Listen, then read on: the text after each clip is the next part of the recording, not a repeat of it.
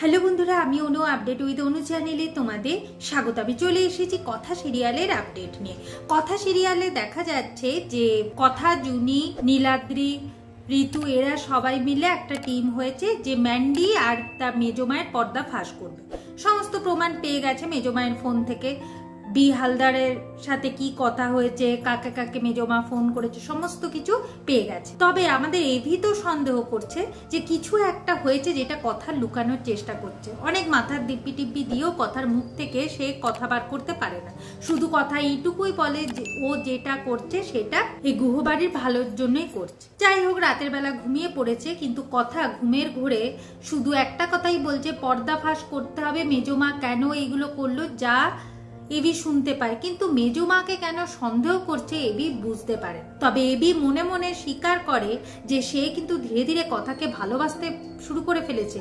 সে কিন্তু কথাকে খুব বিশ্বাস করে, কিন্তু এইসব করতে গিয়ে তো গুহবাড়িতে একটা বড় ঝড় আসতে পারে।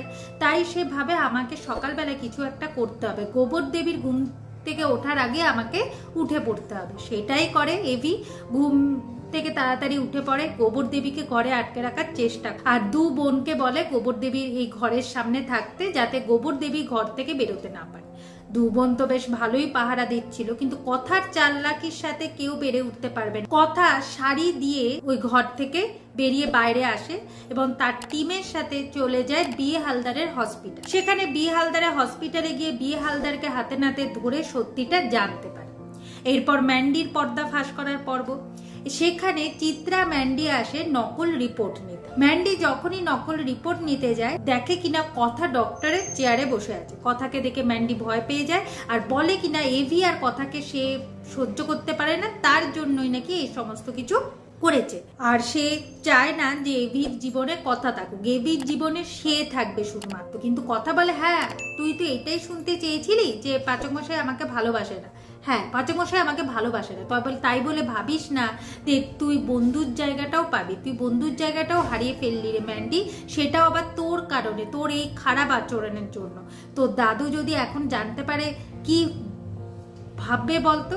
তুই কেন এরকম করলি? এই নিয়ে ওদের মধ্যে কথা কাটাকাটি হতে থাকে। ম্যান্ডিকে ধরতে গিয়েও শেষ পর্যন্ত কথা ধরতে পারে না।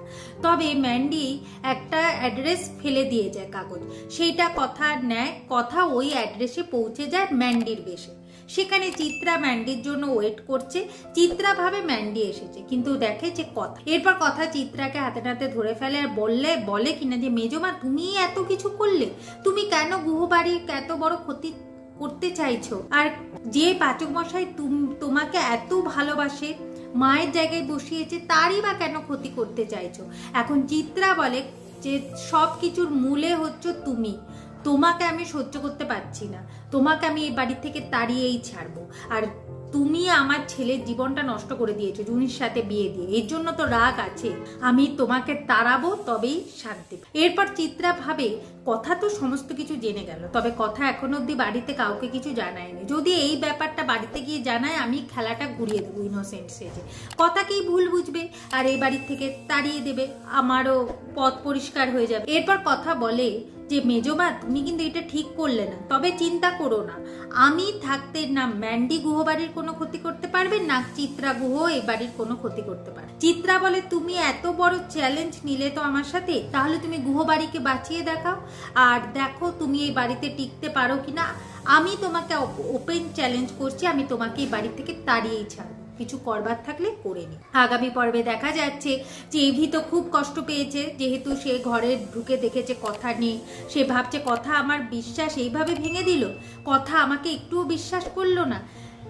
তাই কথা এসে এরপর এভিকে সমস্ত কিছু খুলে বলে।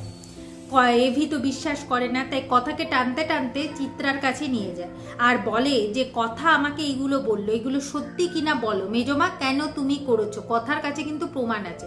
কথা চুপ করাতে চাইলেও আজ এভি চুপ করছে না। এরপর চিত্রা কি করবে? সে কি ইনোসেন্ট সেজে কথাকে ফাঁসিয়ে দেবে? তার মানে কি কথার গুহবাড়িতে টিকতে পারবে না? কি হতে চলেছে সেটা দেখতে হলে স্টার জলসা স্টার জলসা এইচডিতে কথা সিরিয়ালে চোখ রাখতে হবে। আমার এই ভিডিওটা দেখবার জন্য আর আপডেট উইথ অনু চ্যানেলের পাশে থাকবার জন্য অসংখ্য ধন্যবাদ।